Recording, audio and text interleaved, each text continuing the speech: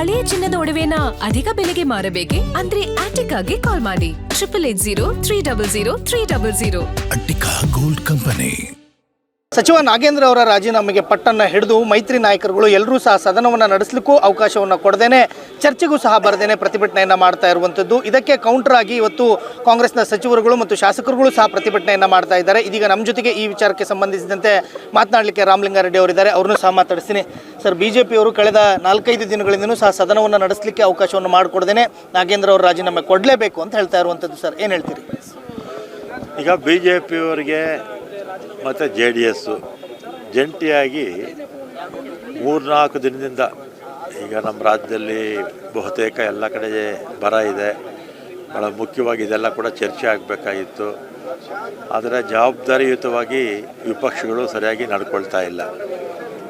ಎಲ್ಲದರಲ್ಲೂ ಕೂಡ ರಾಜಕಾರಣ ಮಾಡೋಕ್ಕೆ ಹೋಗ್ತಾ ಇದ್ದಾರೆ. ಅದರಿಂದ ಈಗಲಾದರೂ ಕೂಡ ಅವ್ರಿಗೆ ಸದ್ಬುದ್ಧಿ ಕೊಟ್ಟು ಇನ್ನು ಉಳಿದಿರ್ತಕ್ಕಂಥ 3 ದಿನಗಳ ಕಾಲ ಕಲಾಪ ನಡೆದರೆ, ವಿಶೇಷವಾಗಿ ಬೇರೆ ಯಾವುದನ್ನು ಚರ್ಚೆ ಆಗುತ್ತೋ ಬಿಡುತ್ತೋ ಬರೋದನ್ನು ಚರ್ಚೆ ಆಗಬೇಕಲ್ಲ, ಅಷ್ಟಾದರೂ ನಡೆಯೋದಕ್ಕೆ ಅವಕಾಶ ಮಾಡಿಕೊಡ್ಬೇಕು. ಮತ್ತು ವಿಪಕ್ಷಗಳು ಟೀಕೆ ಮಾಡಬೇಕು ಸರ್ಕಾರದ ವಿರುದ್ಧ. ನಾವು ತಪ್ಪುದಾರಿಗೆ ಹೋದಂಥ ಸಂದರ್ಭದಲ್ಲಿ ತಿದ್ದುವಂಥ ಕೆಲಸವನ್ನು ಮಾಡಬೇಕು. ಅದು ನಡೆಯದೆ ಕಲಾಪನೇ ನಡೆಸದೇ ಇರ್ತಕ್ಕಂಥದ್ದು ಸರಿ ಇಲ್ಲ. ಅವ್ರಿಗೇನಾದರೂ ಅಸಮಾಧಾನ ಇದ್ದರೆ ನಾಗೇಂದ್ರ ಬಗ್ಗೆ ಒಂದಿನ ಪ್ರೊಟೆಸ್ಟ್ ಮಾಡಿದರೆ ಮುಗಿದೋಗಿತ್ತು. ಆದರೆ ಅದನ್ನೇ ಇಟ್ಕೊಂಡು ಚರ್ಚೆಗೆ ಅವಕಾಶ ಕೊಡದೆ ಈ ರೀತಿ ಮಾಡ್ತಾ ಇರ್ತಕ್ಕಂಥದ್ದು ಸರಿ ಇಲ್ಲ.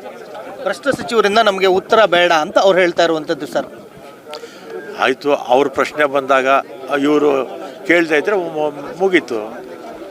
ಈಗ ನಾಗೇಂದ್ರ ಅವ್ರ ಹತ್ರ ಅವ್ರಿಗೆ ಉತ್ತರ ತೊಗೊಳಕ್ಕೆ ಇಷ್ಟ ಇಲ್ವಾ, ಬಿಟ್ಬಿಡಿ, ಬೇರೆ ಯಾರನ್ನು ಸಚಿವರು ಕೊಡ್ತಾರೆ. ಅಥವಾ ನೀವು ಪ್ರಶ್ನೆ ಕೇಳೋದೇ ಬೇಡ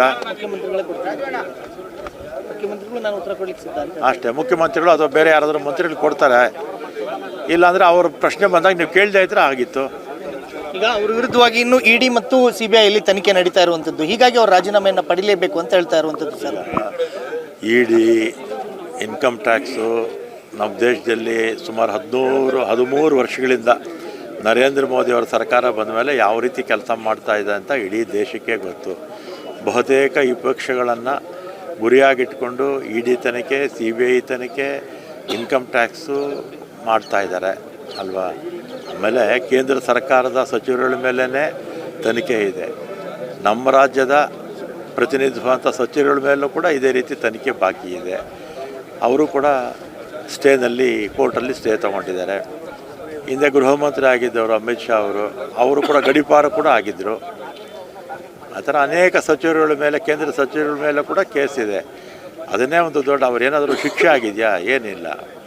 ಸರ್, ಈಗ ನೂರಾರು ಕೋಟಿ ರೂಪಾಯಿ ಖರ್ಚವನ್ನು ಮಾಡಿ ಸದನವನ್ನು ನಡೆಸುವಂಥದ್ದು. ಈ ಸಂದರ್ಭದಲ್ಲಿ ಒಂದು ಕಡೆ ಅವರು ಪ್ರತಿಭಟನೆ ಮಾಡ್ತಾರೆ, ಅದಕ್ಕೆ ತದ್ವಿರುದ್ಧವಾಗಿ ಕೌಂಟರ್ ಆಗಿ ನೀವು ಪ್ರತಿಭಟನೆ ಮಾಡೋದು ಎಷ್ಟರ ಮಟ್ಟಿಗೆ ಸರಿ? ರಾಜ್ಯದ ಜನ ನೋಡ್ತಾ ಇದ್ದಾರಲ್ವಾ? ಮಾಡಿ 10 ನಿಮಿಷಲ್ಲಿ ಹೋಗ್ತೀವಲ್ಲ.